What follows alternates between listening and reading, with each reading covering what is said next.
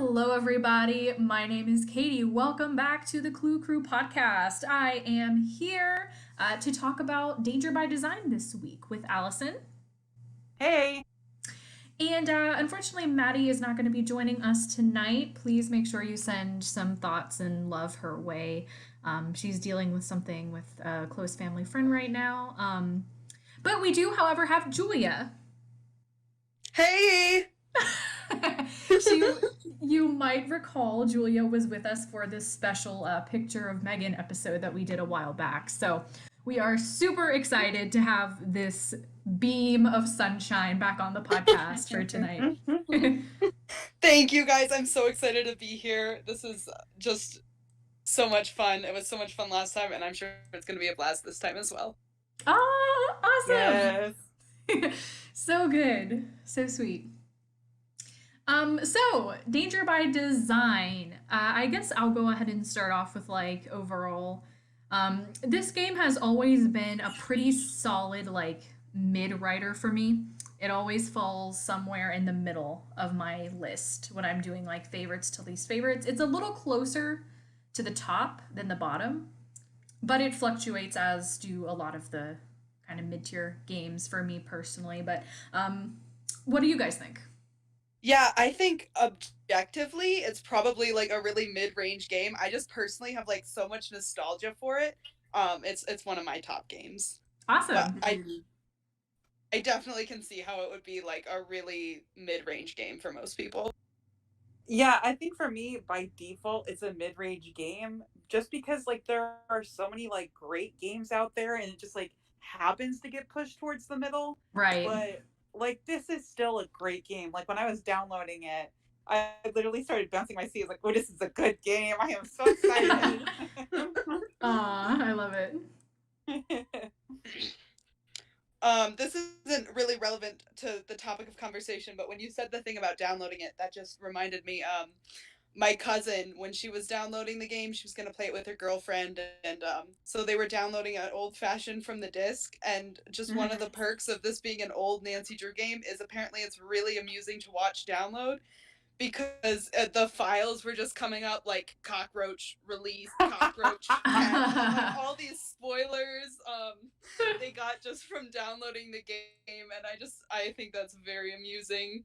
That's so That's true, though. A weird little byproduct of the old days. Yeah.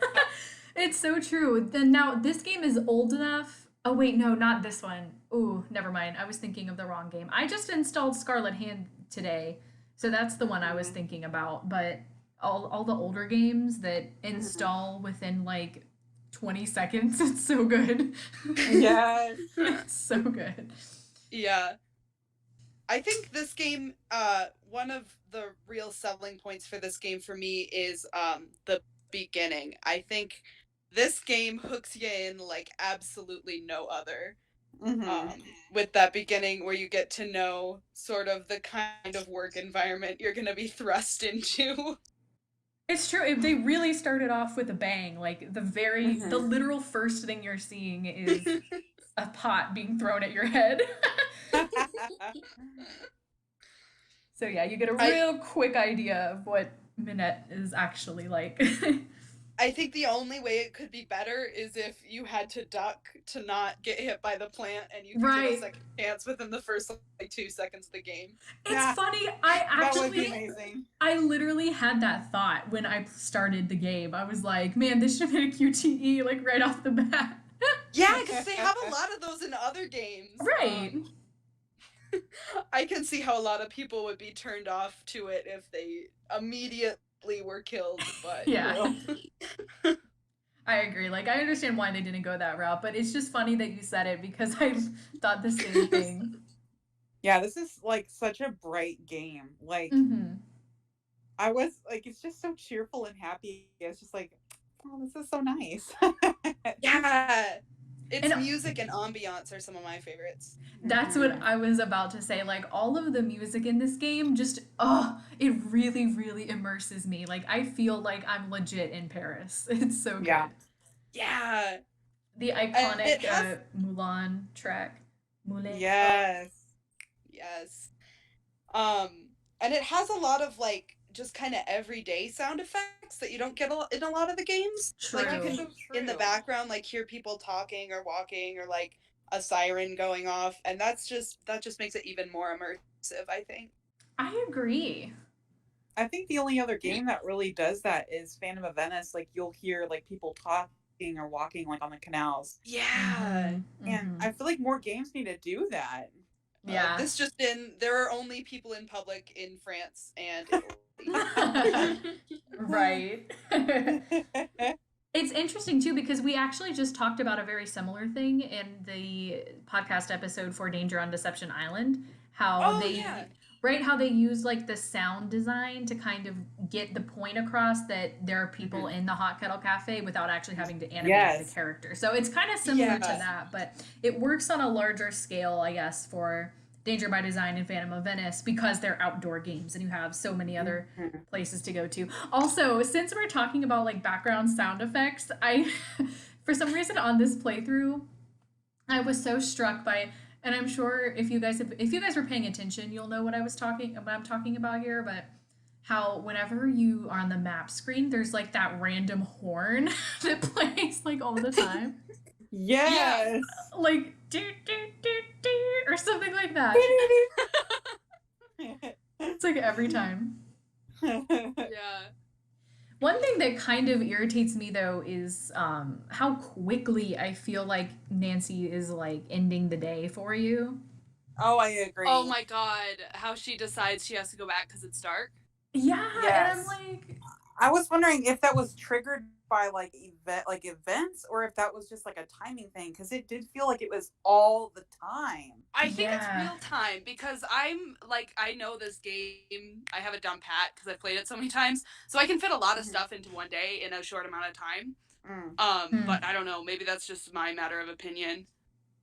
yeah, I'm not actually sure if I wasn't sure if it was like a time based or trigger based, but my instinct is to say it's time based as well because I think I remember back when I was younger when the game had like first come out in 2006. Like I would just do the thing that I did that I mentioned where I just open up the games and I mess around. Like I just go to the Yeah. places.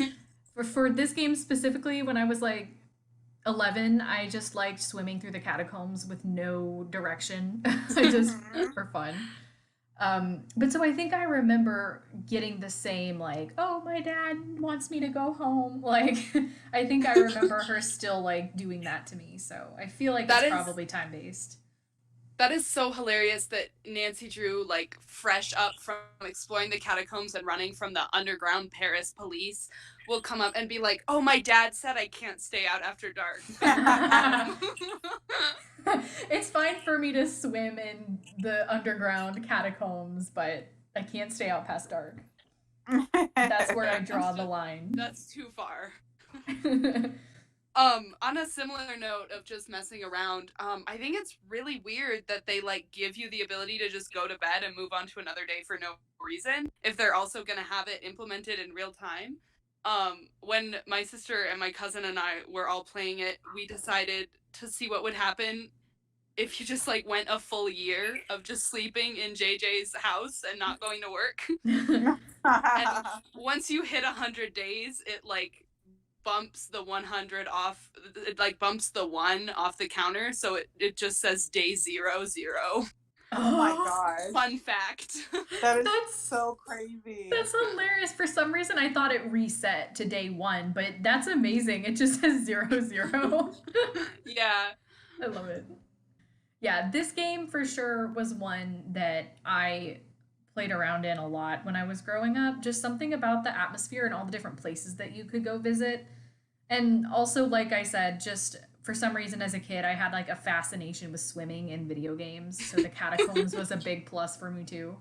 Mhm. Did you ever do that thing where you try to hold your breath for as long as Nancy does? Yes! Yes. Always.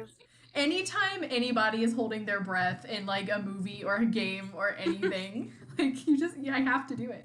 I know I would be so dead in Danger by Design. I can never make it all day. And the thing is, And it's that's not just- even. Sorry. Oh no, we're probably about to say the same thing.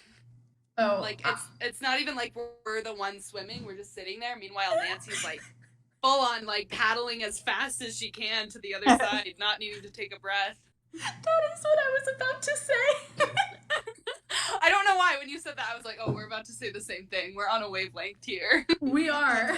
We're on it tonight. Not drugs. Say no to drugs, kids. But yeah, I definitely really appreciate the music and the atmosphere of this game. It's always been one of my favorites. Yeah. In that regard. Mm-hmm. Yeah, this is definitely not one where the atmosphere falls flat. Those are rare in Nancy Drew games, and this one's even, like, it has exceptional atmosphere for sure. I agree. It feels very immersive. Speaking of immersive, can I tell y'all something I tried during this playthrough? Oh, yeah. Yes. Okay, so I had just gotten to the part where Nancy comes up and she finds the Noisette symbol in the sewers, and it says, like, in Europe, near a red castle, Snow White lived. I forget what the last one is, but it's all those stops on the line, and you're supposed to go back to the map and correspond the line number to unlock the safe. Yep. Mm-hmm. So I was playing it, and I was like, oh man, I really don't want to swim all the way back to the surface just to look at the map.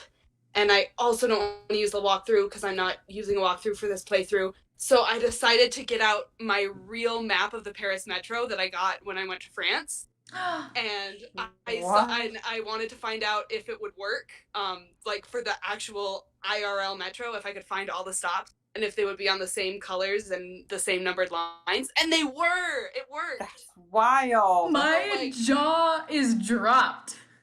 A+ detail there. I was so excited. I was like, there's no way this is gonna work. This isn't real. They didn't put that much actual research into it, but they totally did. Wow. That's amazing. You can see all the stops like that Nancy can visit as well. They're real stops in Paris. Oh my god, that really just bumped up my respect even more for this game. Right? I mean, that's incredible. Meanwhile, Shadow Ranch has a place called Cocoa Kringle Ridge. Yeah. Right. Sunny June Ridge. Yeah, Sunny June Ridge too, yep. I want to know what he did to get a ridge named after him, because you know it's something. It's spelled wrong, so I feel like he was intentionally, he wanted it to be a little bit like sneaky. Right, exactly. Leaving it as an untraceable Easter egg.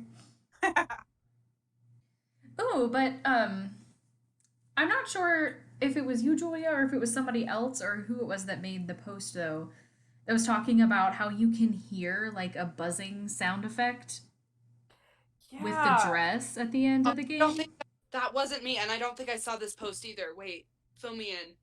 Sorry. No, don't apologize. I'm so sorry, whoever made this post. I wish I could remember who you were. I can never remember who makes any posts, like, ever. But it was really cool because at the end of the game, the dress that Minette was designing that she bugged with the material, like, to listen in on the World Summit or whatever, they were saying that even when you're down in the passageway, and you can just hear them talking through the floor. If you crank up like the sound effects in the background, you can still hear the dress buzzing.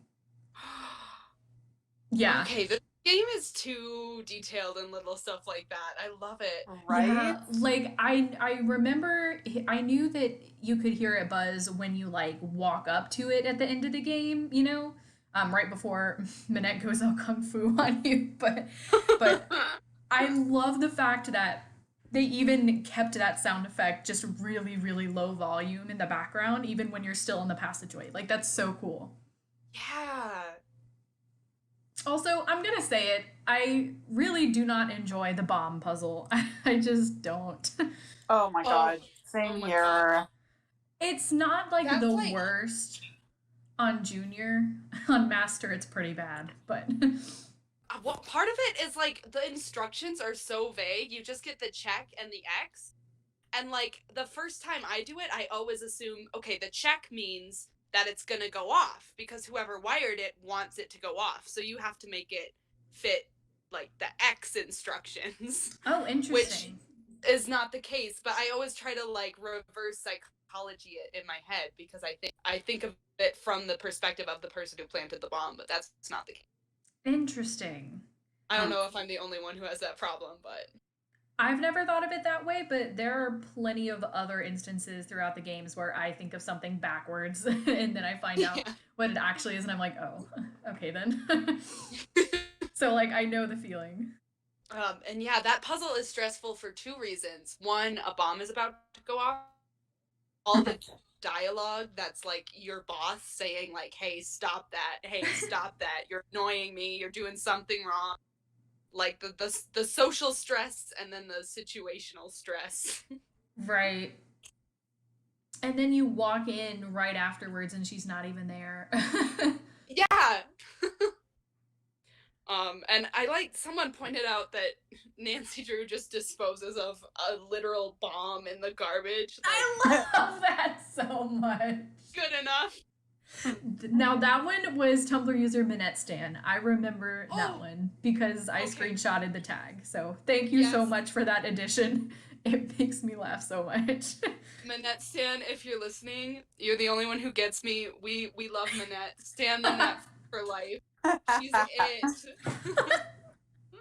So interesting thing about this game, I always felt like, and I know this is true to some degree, but I always felt like, oh, the character wears a mask, so that's one less face they have to animate.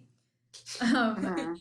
but then it's like they still show her face in the photo at the end, so I'm like, that's a waste of a face. The True. fact that they don't have to move it has to be like at least a little bit easier. Oh, Right. that's true. Like I think the true developer hack is that they didn't have to lip sync animations Right. for her. Because you can't even see her jaw moving under the mask. She's just kind of Yeah. looking around as she talks, and that's how you know.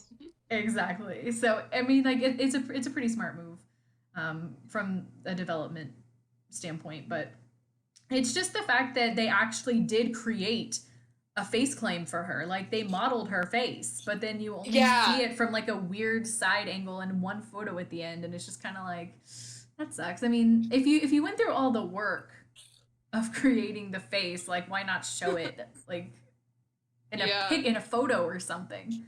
Another criticism is like, okay, if you're gonna have a character wear a mask all the time, 24/7, even to work, that's a pretty bold, statement. And I was hoping that it would like tie into the story a little bit. She got an alien tattoo and regretted Yeah. it. Like, not only is that separate from the stained glass mystery that Nancy is solving, but it's also separate from the first lady bugged dress mystery. Like it's its own completely independent third thing that does not tie in at all. Yeah, and it's also so random. Like Yeah. like I don't know if they were literally just trying to give a nod to Sunny June, but it just felt very like half baked. For sure. Yeah, I agree. I feel like there are a lot of other ways that they could have explained it, even if they just went with what Minette tells you herself. Like I feel Right. like even that would be more believable if it was just her trying to make a statement about like it's not about the face. Like I could believe that from an eccentric fashion designer. Like I feel like that would be realistic actually. I would Yeah. actually buy that before I would buy that she got a alien tattoo on her cheek. Heather also says that Minette claimed that like a mysterious man threw acid on her and like presumably messed up her face, and that would have been a really interesting direction to take as well. Maybe then they wouldn't have had to show her face, but like if it was what are their Ooh. names? Like Ernst and Gunter that did that, like who knows? That could have Like been interesting. yeah, I feel like with the way that they did take the plot, that was probably just Minette like throwing that out there to like Yeah. make it more like victimize herself or whatever, but I that would be a very interesting take had they gone with that. That's like my number one criticism of this game is that the plots really don't flow together. Right. And I think a lot of people feel that way as well. Like, if Nancy's going to be investigating something, she should be investigating it instead of just, like, going off on a tangent that happens to tie in later. Yeah, that's a good point. I don't even think I really thought about that very much, but there are so many subplots in this game, and hardly any of them connect. Yeah. I think a Because, really, like, no, sorry, go ahead. I think a really slick way to connect them would have been like maybe if you can snoop around like Manette's apartment. Ooh. Not only would that allow you to get to know Manette a little better because you can only talk to her like 3 times, and then like all the rest of the times she's like, "Stop it, I'm busy." Maybe you could explore her apartment, and then like she has this like box of Dieter's stuff, and that's how you get like the information about Dieter being related to Hans von Schwesterkrank, and that's how it ties in. Like Nancy has reason to believe maybe Manette's looking for the treasure, instead Mm-hmm. of just completely random out of the blue. There's also this other plot that ties in. That's very true. Or even just like snooping her workspace, like if nothing else. I mean, Yeah, the, all you can see is the freaking font memo. yeah. Yeah. I feel like there's definitely more they could have done there. But this game sadly was kind of right at the start of that era where they didn't let you snoop very much. Yeah. Like there was kind of a trend where they did that for a couple games. Which is kind of annoying. I'm like, that should be her job, is to be Snoopy. Yeah, like you're Especially playing a detective. That's their job. especially in this game where she is explicitly hired to snoop this one person. Like, you Yeah, would think at the bare minimum you'd get to explore her desk. right. Instead, it just feels like you're kind of going off on a bunch of side missions. Yeah, it like really does feel like you're doing an internship. Yeah. Which I feel like it works better in this game though than in like Trail of the Twister. Definitely. Yeah. Like it works way better in this one. Because even though there are a lot of kind of random disconnected side plots, they're not all entirely disconnected and it still feels like you're uncovering information as you go. Definitely. And they're all like fun and colorful. Yeah. It's not like, oh, pack a survival kit. It's like, oh, please run out and get a stuffed parrot because your boss is really, really eccentric and apparently needs one. Yeah, like what's the explanation there? I guess we'll never actually know, but a stuffed He's parrot. working on a sick pirate cosplay. That must be it. But speaking of the stuffed parrot, I suppose a danger by design discussion wouldn't be complete without talking about the merchants. Oh, yes. Gotta love those merchants. Yes. First of all, the most bootylicious character in the entire series Yes. is Monique. God bless. Yes. Yes. Oh. I just loved it. There was a post from years and years ago, I remember. It was like the first time anybody ever mentioned Monique's booty. but it was the one where they were just like they said something so basic and generic and vague, but they were just like that one vendor's ass, the one. Yes. And then instantly, like 100 notes, every single one of us knew the one. Yes. Oh my god, it's so funny. Like, man, maybe if they put as much effort animating Manette's face as they did into animating Monique's ass, like, maybe then we wouldn't have had to have a mask at all. I know, right? She knows she got the booty too, because she's facing the other direction the entire time. She's like coyly looking over her shoulder too, like, yeah, I know. Also, she's playing with a yo-yo, which is just delightfully charming. Right. Sometimes the game, like, I don't know if this is every time or if it's just like sometimes based on the animation lag, but a lot of the time when you go to click on Monique as well, like it waits until she looks over her shoulder. It's like you have to witness this really cool move. Let them finish. So obviously the winner for best booty goes to Monique. Yes. Absolutely. No other character is comparable. Yanni Volkstaya is second, but he's not quite on the same team. True. Yanni True. Volkstaya He got is to be, though. he's up there. Oh, and Grigor would be third. Oh, that's true. That scene towards the end. Those characters who you only see from the back. Yeah. Malika is my least favorite vendor because she is the cheapest. Yes. Like, she really is not willing to make a deal 9 times out of 10. And yeah. And it pisses me off how much she overcharges for the mint. Like, no exceptions. Right? Like, I know there's a shortage. I don't even care if every single mint farmer's product is completely gone. $50, come on. 50 and euros? It's not even bucks, it's euros, which is more. Yeah, that's like more than $50. True, you're right. It's $56.46 United States. That's United insane. States dollars and cents. Like $56 for one bundle of mint. No, absolutely not. No, ma'am. Maybe if you're at freaking Whole Foods, that would fly, but this is just some lady in the park. Right. Yeah. Like, we don't know how long that's been there. Yeah. On the note of mint, I decided to make mint chocolate chip cookies. Yes. And they were delightful. Did the edges curl upwards? No, but it did make it extremely flat.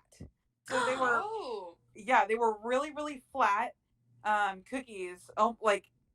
It was, so I had to be really careful because they burned the first batch. They turned into almost like cookie brittle. Oh, no. And then the second batch I took out, it was very soft, but they were very, very thin. But man, they were delicious. Did you literally use the exact recipe from the game? I didn't use the exact recipe, but I found a recipe online that used the exact same ingredients. So I would say even with the brown sugar and everything, it's exactly the same ingredients, but the proportions were a little bit different. Oh, that's neat. Dude, send me that if you find it again. I want to try it. Okay. Will do. I also like that Nancy can get one sprig of mint off some cream, and then it's good for infinite batches. Yes, of I know. 48 cookies. Okay, so question: did anyone else struggle? Because I had to make those cookies freaking 4 times, and I swear to God, I did the exact same thing. That happened to me one of the last times I played. It didn't happen to me this time. This time I did have to make it twice though, and I was like, I swear I did the exact same thing both times, but whatever. So annoying. But I will say, making the cookies is one of my favorite parts of this game. Me too. It's just so much fun. Yeah. The sound effects of the butter going in the bowl are just delicious in and of themselves. Yes. I'm so glad I'm not a weirdo for thinking that. Because it's so satisfying. Man, every time you drop an ingredient, it's just that satisfying little kerplop. Yes. So good. But yeah, I love that part. Also, I want to say, and anybody feel free to correct me if I'm wrong on this. I'm literally just basing it off of bits and pieces that I've seen from television and looking stuff up online. But JJ's apartment is pretty freaking well equipped for downtown Paris. I mean, I think it's well equipped for anywhere. True. It's just me being a disaster human, but man.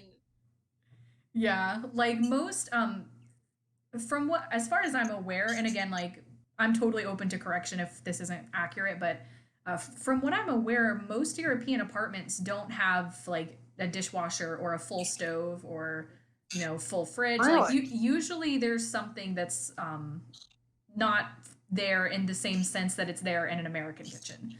Really? Yeah, so JJ is living large. She's living the dream. She's got a decked out apartment and she gets to eat cookies all day. Yes, right? And she gets paid to stand there. Right? I feel like I would love her as a character if it weren't for just when she's so unnecessarily rude. Right? During the cookie making challenge. Like, What, you how think so? she's your pal. Like, you think she's your pal this whole time. She's really nice to you. She, like, lets you in on the fact that she loves messing with people, and, like, you play hangman together. And then you're like, hey, can you please go to your job? Otherwise, I'm gonna get fired. And she's like, too bad. Yes, it's so annoying. All right. It's like, if you do it wrong, if you do it wrong, then I'm gonna go shopping. Like, dude. I will say, I have always agreed with you guys, and I still do, to the extent of like, she was very rude about it, as far as like, I don't care if you lose your job. But, however, Nancy was asking her to go into work on her day off to stand there with a boss that she hates, who yells at her and treats her like garbage. So, to be fair, on the flip side, I would also probably refuse to do it at first too. That is an excellent point. But she is very like coarse. She's like, too bad. Gonna get fired. Yeah. Like, I don't blame her for standing up for herself, but yeah, because she's very otherwise like very bubbly and talkative and nice. So, but yeah, I get what you're saying. She definitely has some reasons to complain. Yeah. To say the least. Also, claps to Her Interactive for the misdirect with the German phone call, making you think it's gonna be Dieter or something. Mm-hmm. Oh, I never thought that, but yeah. Really? I remember when I played it when I was a kid, I was like, oh my gosh, it's Dieter! That makes so much sense. I was just like, sounds pretty suspicious. Let's forget about that immediately. Oh, another thing that I've always wondered about this game, since we're on the topic of like... Is this going to be the electrical engineering books? Yes! Why does she have a bunch of electrical engineering books? Is that like... I don't get it. Is never that just a red explained. herring? It's like such a general red herring, and they use the same thing, and she's not wrong. She finds electrical engineering books in the ghost town that are never explained. Oh, true. Oh, that's right. So, like, I don't know what Her Interactive thinks they're accomplishing with that. Her Interactive is just really suspicious of electrical engineers. Yeah. All electrical engineers are suspicious. Every single one of them, they're like, I don't trust you. My sister's boyfriend's an electrical engineer, so I'm gonna keep my eye on him. You better. You better, Julia. Oh my gosh, like, I understand red herrings, but if you're gonna throw that in there, like, at least let there be a conversation about it. Or make it somewhat relevant. Like, the best explanation I can come up with is maybe JJ doesn't want to be a model anymore, and she's thinking about, like, going back to school or something. Right. And something like that would make sense. And logically, that's something that as a player we can kind of, like, decide, but I want to know. Like, is that what they were going for? Or, like, I don't get what the deal is. Like, that would definitely be lost on younger kids. Like, that's something I just thought of in the past few years. Right, it's not something that I had even thought of. So you said that, but like, yeah, like that would make sense. I just wish that they would actually touch on it in the game. Yeah. Oh, but the last thing I wanted to say about... Sorry? Oh, I was just going to say, Nancy even has a line about how suspicious it is, and then she never follows up, which is very out of character in my opinion. It is out of character. Like, what kind of detective are you? What happened? But the last thing that I wanted to say about the merchants is I feel like, God, I can't say his name, the hook hand guy. He gets so much crap, but he's actually the only likable one to me. Me too, and he's the most reasonable. I can always ask him to do like half off, and he's like, "Sure, here you go." Exactly, like he is more than willing to make a deal. I know people complain sometimes about painting the reproductions, but listen, this guy is giving you a means of income. Like like we should be thanking him, not complaining. Like he's giving you money. And he's just overall very nice and pleasant to talk to. I don't know why people give him a hard time. Like, it's gotta be just that one line where he says to a young woman alone in Paris, "Would you like to make some money?" Like, that's a little suspicious, but he has good intentions once you realize he's just talking about painting. Right. He just needs to learn how to rephrase things a little bit better. Yeah. Right. But to be fair, English is not his native language either. Very Right. true. This is definitely the Hook Hand Merchant Defense Squad. Yes. Yes. For sure. And he feeds birds. He's a nice guy. That's Yeah. true. He does feed birds. This man is a blessing. Please appreciate him. Like, he's willing to part with his World War II, like, legitimate, real cipher. What a guy. Right. What a dude. We stan. Oh, and I also just get such secondhand embarrassment when Nancy sees Dieter in the park. Like, what is wrong with my you? gosh. She's like, Dieter! Hey! Dieter! Like, shut up! Leave the man alone! Why are you yelling across the park when you could just take Dieter! 6 Hey, steps? Dieter! Dieter, wait up! Take the hint, Nancy. I know, it's so weird. How do you guys feel about Dieter? I used to really hate him, but honestly, now I like him. I feel neutral towards him, honestly. Yeah, that's fair. I'm pretty neutral. I don't really see anything to love or hate, really. I feel like he's just a chill dude who wants to take pictures, and he doesn't care, sometimes to a fault. And sometimes that fault is letting a boa constrictor loose in your apartment. Or your studio. Like, as far as character quirks go, I think that one's one that's pretty effective in getting me to like someone. Even though it's irresponsible pet ownership, it's just a fun time. Right. What does Dieter do for you in exchange for taking the stock photos? I'm pretty sure that's how you get the eye paper from him. That's after you see him in the park. Oh, you can't really talk to him about the treasure until you take the pictures for him. Yeah, because he's in the dark room. Yeah, and then you can open the cross, and then you can get the key, and then you can go down below the studio. I totally forgot that talking to Dieter was a thing halfway through my playthrough when I was doing it for this week, so that's why I know exactly what it does, because I forgot until the last second, and I had everything else done, and I had opened the passage even. I just couldn't get into the place with the stained glass, because I forgot that Dieter was existent. Nice. Also, what is with the texturing on Jean-Mi's clothes? Right? I can't even explain it. It's the texturing. Like, what did they do to it? On his neck, also from so they gross. really wanted to add that there is no chin happening. Oh my god.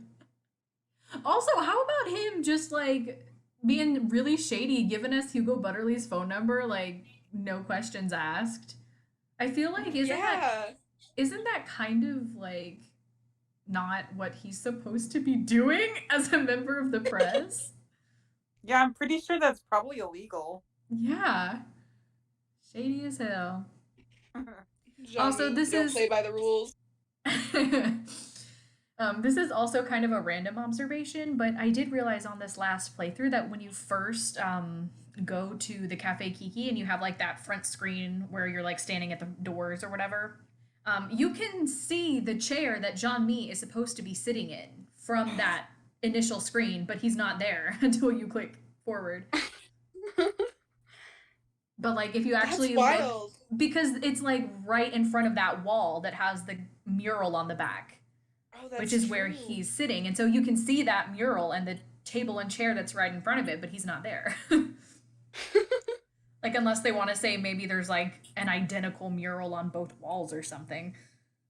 And I always thought the implication was he's inside, but given the sound effects and just kind of the general atmosphere, yeah, I guess that would make more sense for him to be seated outside. I was always disappointed that we couldn't go inside. I wanted to see what it looked like in there. in the restaurant. Yeah, it's such an awkward location in that, like, you get off the train and then immediately you're talking to Jean. Yeah. Hey, I enjoy making the parfaits too. I wish you could do that one to make money for Me fun. too. Yes. I love making parfaits. Most of them look delicious. I want the one that is like the chocolate and whipped cream layered with the berries on top. Yes. That's the Mystique one. makes me angry, but yes, the chocolate one looks really good. Is Mystique the one that has no ice cream? Yeah, it's just freaking. It's just bananas and like way too many tapioca balls. Oh. There was another one though that I didn't used to think looked good, but now that I've had all of the ingredients, because when I was younger I had never had anything that had like tapioca pearls. But so now that I'm older, I'm like, there's one that has like the tapioca and the berries and vanilla ice cream and strawberry ice cream, and I'm like, these are all the flavors that I love. Yeah, like alone tapioca balls and strawberries and bananas are like really good, but for some reason in the parfait animation it makes them look like they're like soggy and covered in water, which is just very off-putting to me. Logically, I know it would taste good in real life. Yeah, like it would definitely be good in real life, but I agree that for some reason the texture that they use for the tapioca is like, it looks so gross. It looks so slimy. Yeah. I'm not a fan of bananas though, so I don't think I would like any of the ones that have banana in it. I love bananas. I wish I liked bananas. I have to be in the mood for bananas. I'm never in the mood for bananas. Always in the mood for bananas. I'm just so ludicrously pro fruit all the time though, so. That's a good thing. Fruit is good. Do you guys generally choose to fire Heather or keep her on? It depends on the playthrough. I think I'm kind of split in the middle between firing her and keeping her on. Because I always have like a moral breakdown. Like I can never decide what to do. I personally think Heather is a little annoying, but I like her. So I always do the exact same thing, which is save file, get her fired, get the angry phone call, and load and don't get her fired. Nice. Loophole. Yeah. That's great. Plus then like Nancy gets to be in the show at the end. Yes. Right. I love it when games have like an alternative ending, and I think is there more than just two, because it's this one and then Shadow of the Water's Edge, where and Thornton and then Hall. Ghost of Thornton Hall has right, ones that are just very clearly wrong. Yeah. Do you want one of the wrong endings or do you want the right ending? Man, the other two endings are just depressing in Thornton. I know. Yeah. What if at the end of Danger by Design, Nancy's like, oh, I wish I could go back and not get Heather fired. I mean, to be fair, did we not help her out? Because Heather at the beginning of the game said that she was only here until she got fired, and she'd start her own fashion industry. That's You're right. Honestly, we just helping you out. True.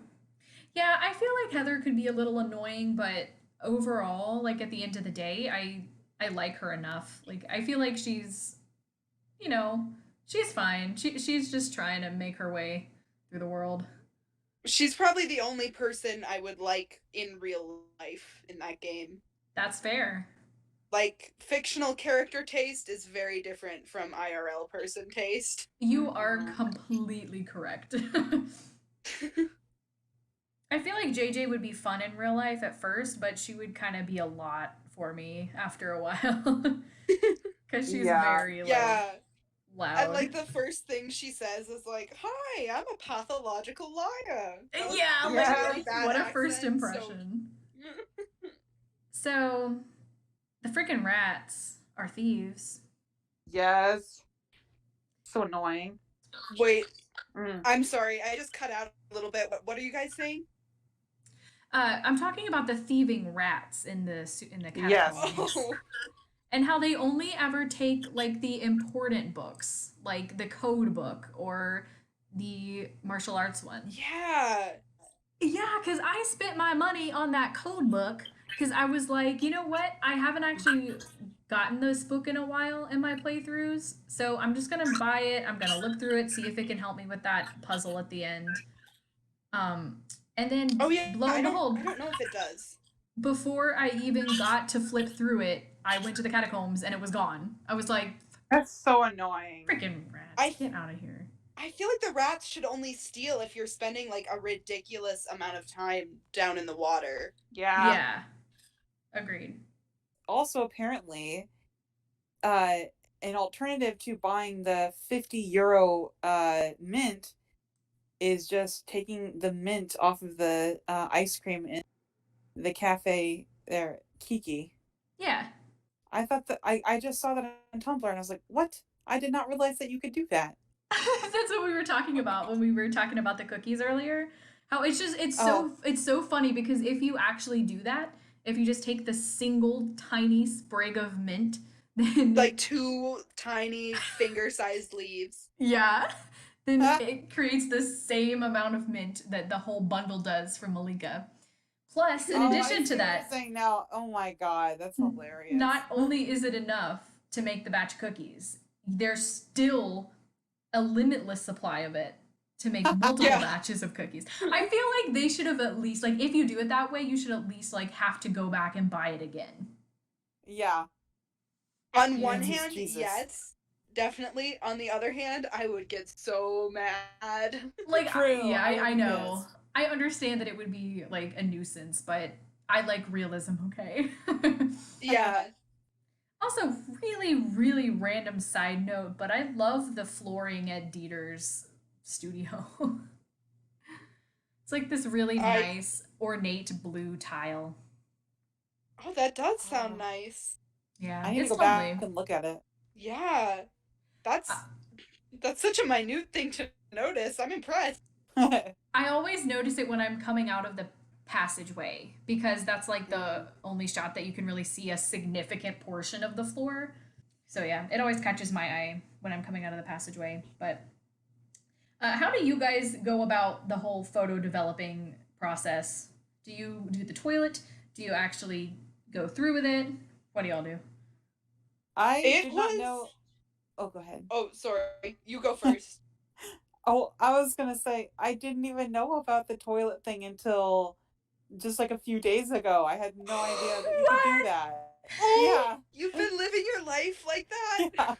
Yeah. I've always done sticky notes.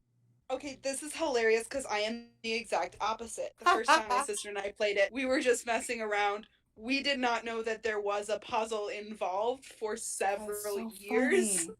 And so, I mean, of course, my go-to is always just flush the toilet 10 That's times. Hilarious. That is so funny. I've done the puzzle once, and I hated every minute. And I hated Dieter trying to throw you off. And I hated that for some reason the red light has to be off. That makes no sense. That is like absolute bull crap. Unless I'm mistaken, which I could be. But I feel like that's the point of red light. Yeah, and like I feel like in the manual it says like these particular prints cannot be exposed to any light, even red light. So like they knew that it was wrong. Yeah. And they were just trying to excuse it. Right. For the sake of an annoying puzzle. I know. That's so funny. Dumb. I know about the toilet flushing trick, but I actually prefer to develop the photos by hand because brave soul.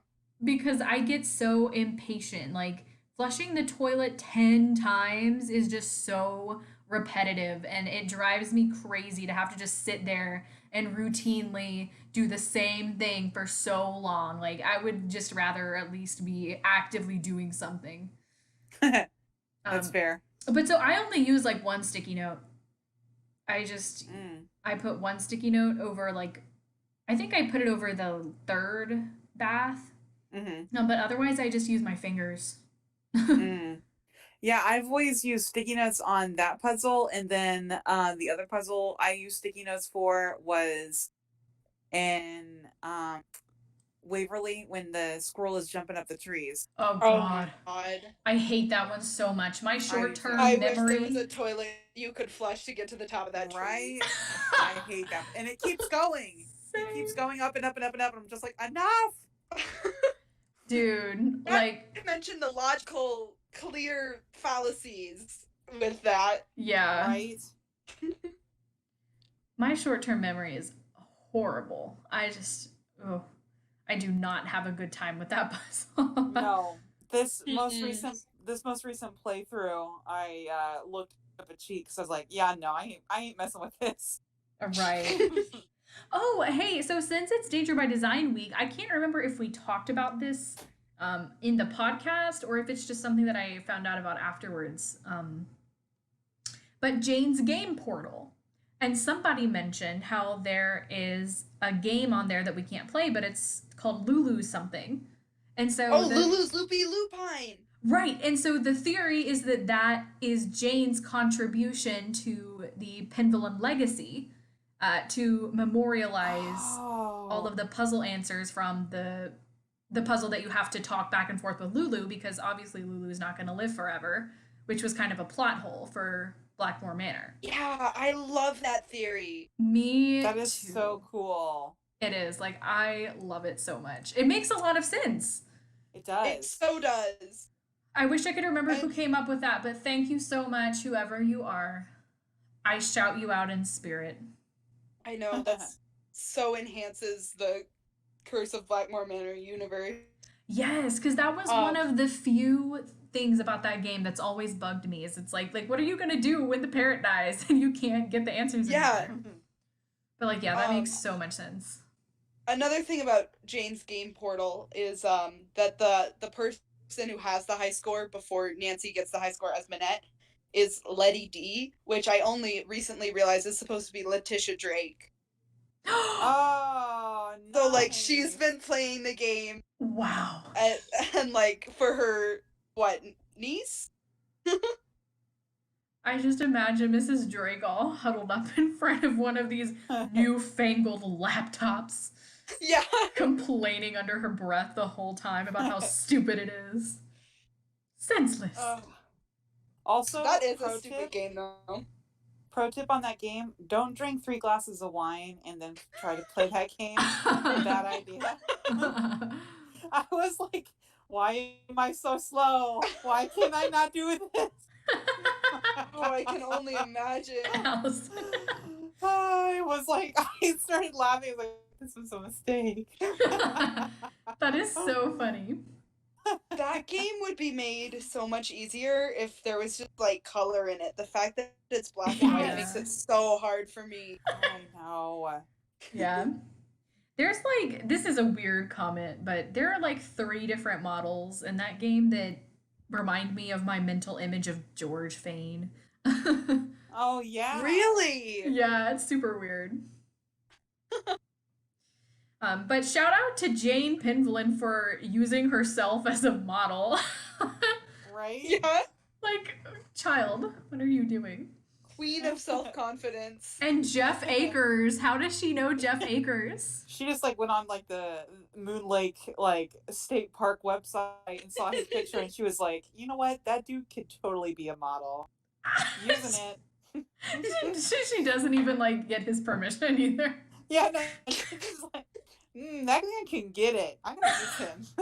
Can you imagine if you were playing a game called Model Match and then you just saw your own? You're like, wait, what the hell? Oh my god.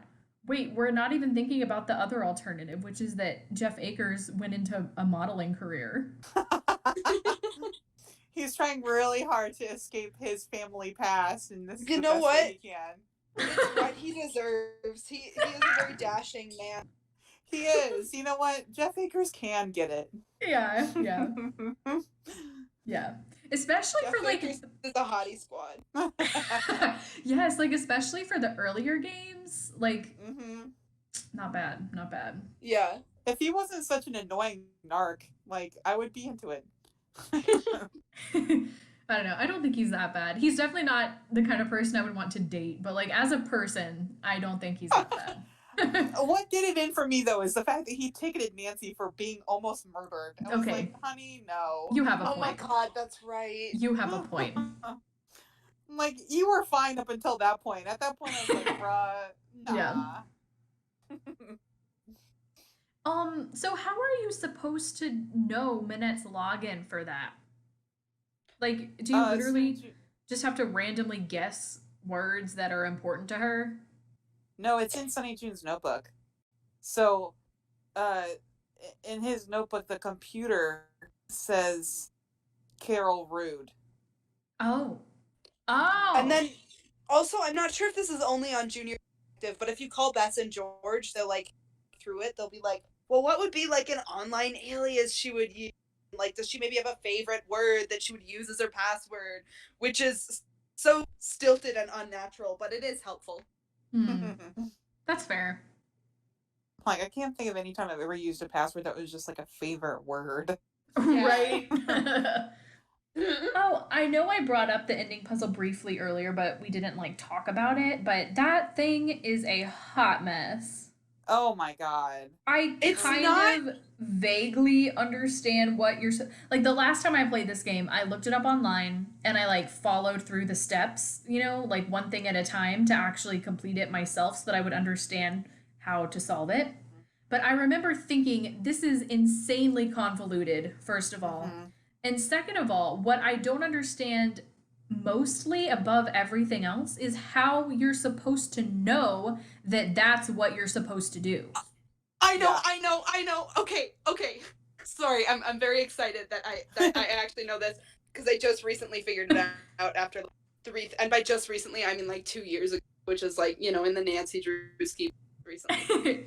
But 2 years isn't much in your long Nancy Drew career. Right. Yeah.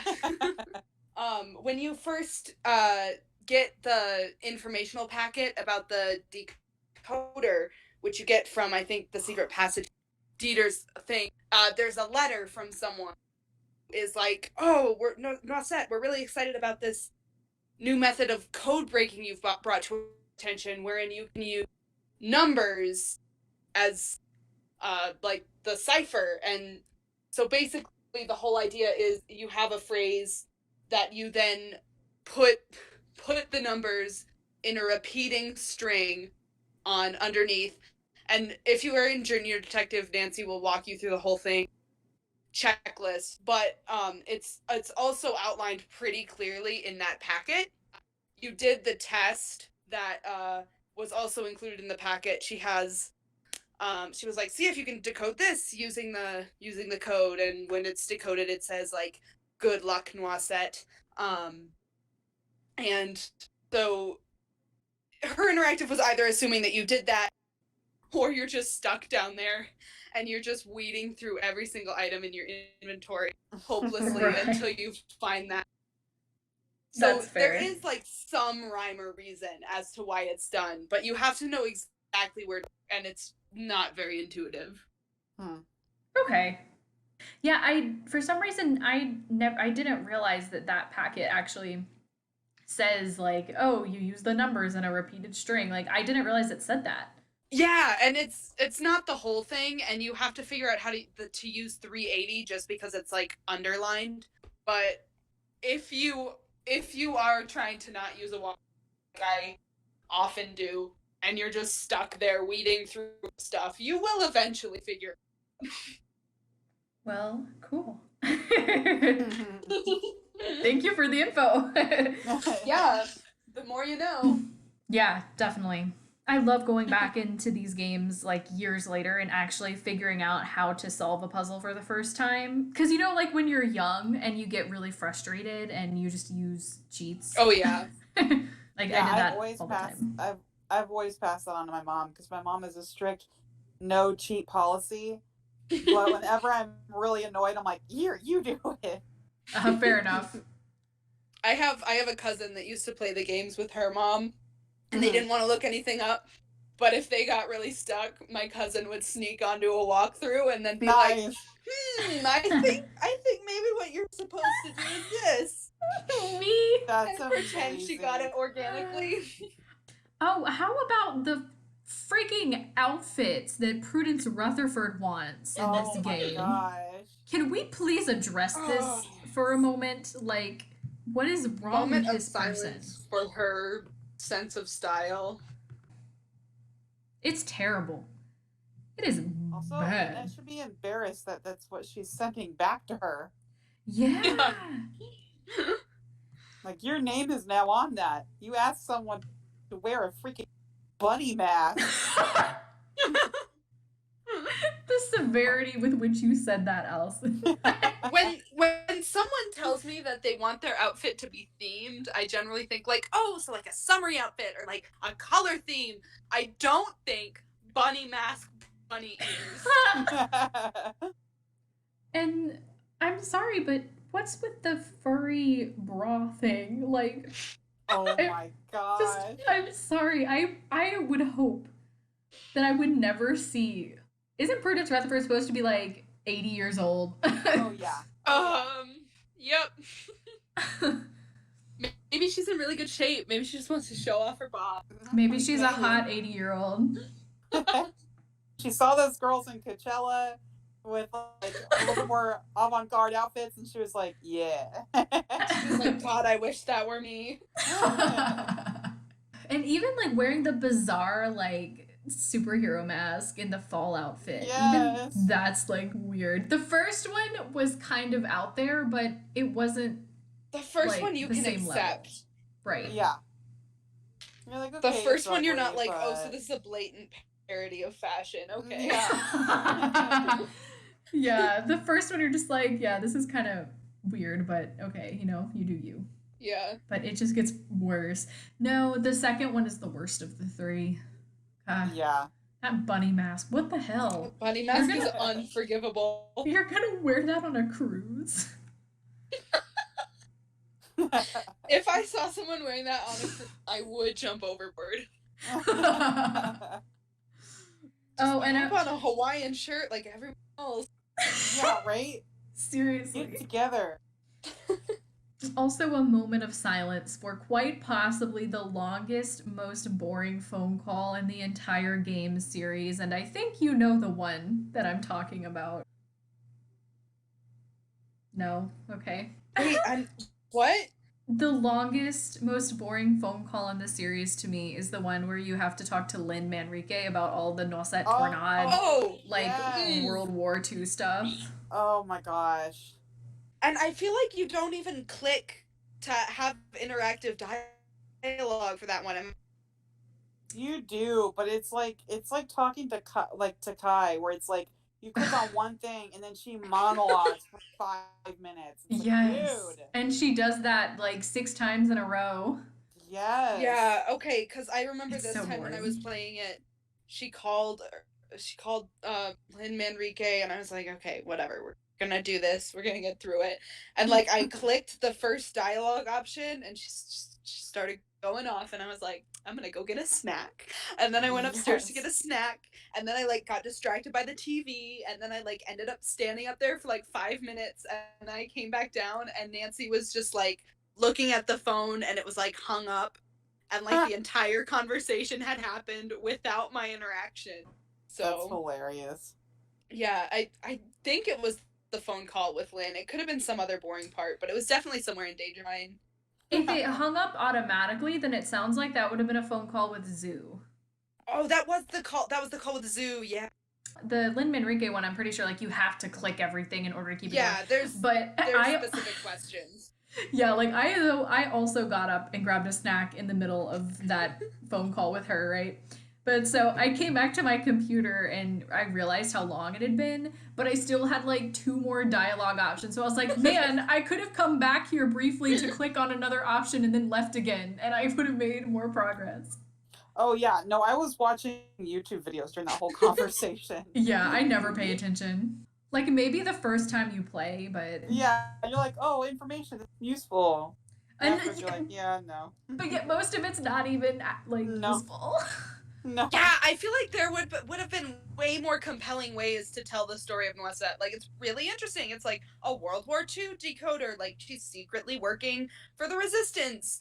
But then, like, the way it's just delivered to you in this essay style, like, dialogue. Yeah. And I understand from the perspective just of purely like education, you know, just Mhm. getting this Yeah, information into kids' definitely. ears who are playing the game. But I just honestly, it could have been more integrated in a more interesting way. Yeah. Yeah. And also, like, it's just funny to like, and I know they do it for the purpose of education, but it's funny to see like Nancy Drew, this adult woman, being like, wait, what was World War II? Yes. Oh my god. And like, that's not exactly what she says, obviously, but she asks really basic questions about it, which I always think is hilarious. Zoo is definitely, he should probably be arrested. Yeah. I enjoyed talking to him when I was younger, and I didn't like realize his behavior and how like alarming it was. But Like, now, dude, like, yeah, you're a freak. I still am too taken in by that like mysterious adventure aspect that I have to still support Zoo. That's fine. Follow your bliss. If that bliss is sneaking around in ancient graves, you know, Mhm. that's your business. I support that part. I just don't support stalking your celebrity crush. Oh, that's right. I forgot about that. Yeah. I'm in agreement with you. Definitely not good on that. Yeah. I'm all for like spelunking in underground caves for fun. Yes, yes. Absolutely. Illegal exploration of abandoned sites are great if you know what you're doing. But I draw the line at memorizing favorite handwriting. Yes. I know that's better than my own. I'm like, that's not a good thing. And having both her work phone and her apartment home phone saved. That's right. Yes. Like, oh my god, please. And like JJ is even like mentioned to be like super like paranoid about that kind of stuff, so you know she's not just giving it out, that he has that kind of knowledge. Oh my god, that's true. I guess like if you wanted to play devil's advocate, I guess you could say like if he has her phone number, he probably could find out where she lives, but he hasn't gone that far. True. Like, I don't know. He's got some restraint. Right, like technically he probably could have stalked her and hunted her down at this point, but he hasn't done that, so like, keep not being that creepy. Yeah. But no, I definitely don't support stalking celebrities and finding their phone numbers and memorizing their handwriting. It's very creepy and not okay. And why would he be like, ooh, write my love, you know, to this person who she's never met? Also, I forget whose post it was on Tumblr, but it was like the same format where it's like blank my love, and then someone's response was Jing. That was so good. Wait, what? I know what post it is, but I don't know what the context was. Yeah, I don't remember the context, and I don't remember who posted it, but it was like talking about somebody. It was like blank, whomever they were talking about. It was like my love. And then someone reblogged it and just put Jing. Oh, it was the freaking armadillo naked mole rat thing from Ghost of Jordan Hall. It was Hammy and my love. And then Tumblr user clicked the plane ticket, added Jing. I love it. Oh my god, I died laughing. Somebody reblogged this post because I don't think I have any recollection of seeing it before. Okay, I'm looking at it now, so I'm gonna reblog it. I had to go find it because yes. Okay, cool. Because it doesn't sound familiar to me. I died laughing. Also, I quote that very often, just because the way that he says it is just perfect. Zoo. My love, Jing.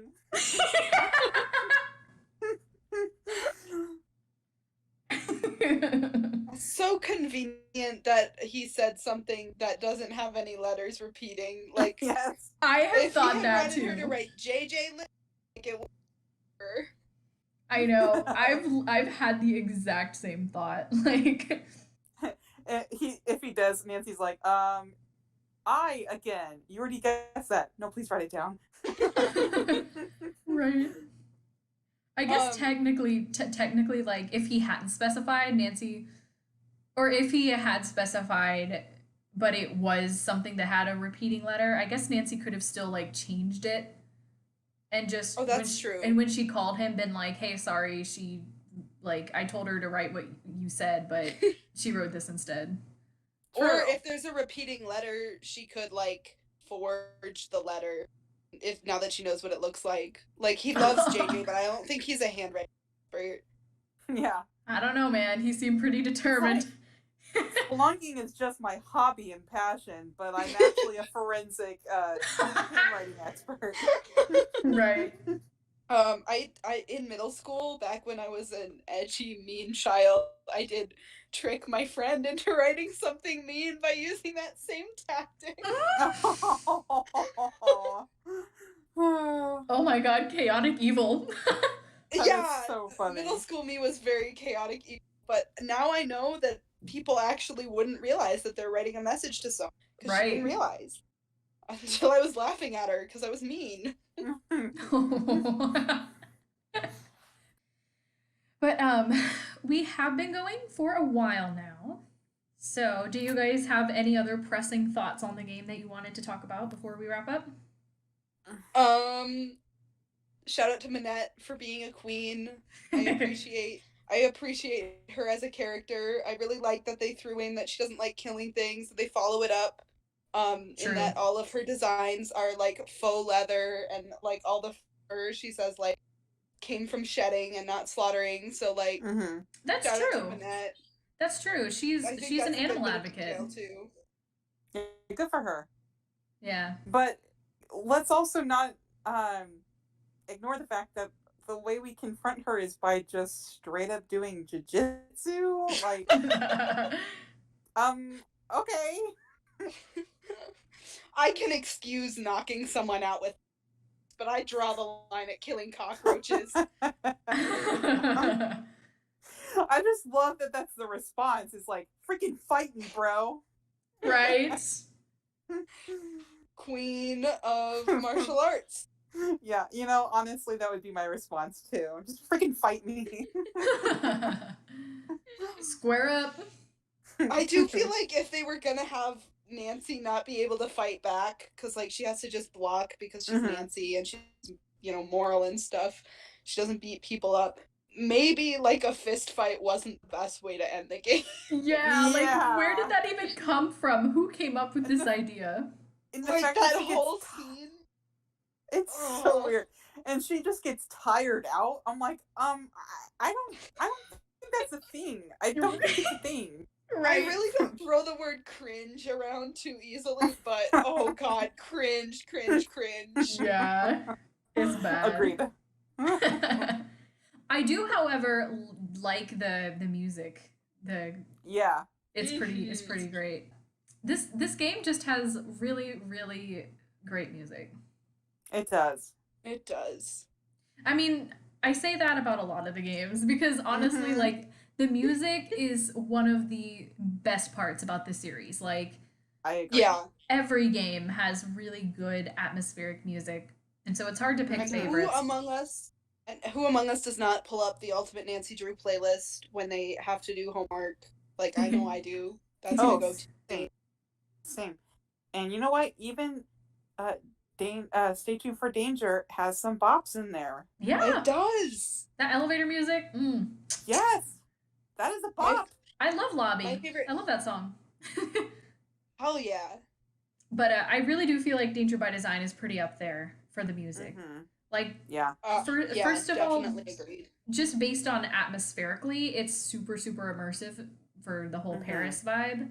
But also just it's music that I enjoy listening to. Like, it pleases my ears. Me too. Yeah, for sure. And I'm sure this is universally relatable for a lot of people who play the games. And I might have mentioned this in a previous episode, but every time I open a Nancy Drew game, I'm just constantly humming the background music as I play. Me too. Absolutely. All the time. 100%. So, we have learned today that Julia loves this game, which I appreciate. Yes. I think it's a great game. It is a great game. It's I think it's number 14 on my list. So, it's like I said, it's a middle It's a middle ground Yeah. floater, but it's closer to the top. Yeah. So yeah, awesome. Well, thank you, Allison, for being here as always, and thank you Of course. so much, Julia, for joining us again. It is a Oh my blast God, getting to thank talk to for you. having me. So much fun Yes. to talk to you guys. So yeah, I guess we'll wrap it up now. Our outros are always the Alright. best part. I know, right? All right. Well, I sincerely hope that you guys both have a great night. And You Thanks. too. next Uh-huh. week we'll be back for Scarlet Hand, which I'm super excited about. I haven't played this game in a while. I've already got it installed and I'm ready to go. Nice. All right. So good night, you guys. Good night. Thank you Good night, again for having guys. me. Thank you for Stand being up. Thank here. you for coming. Stamina.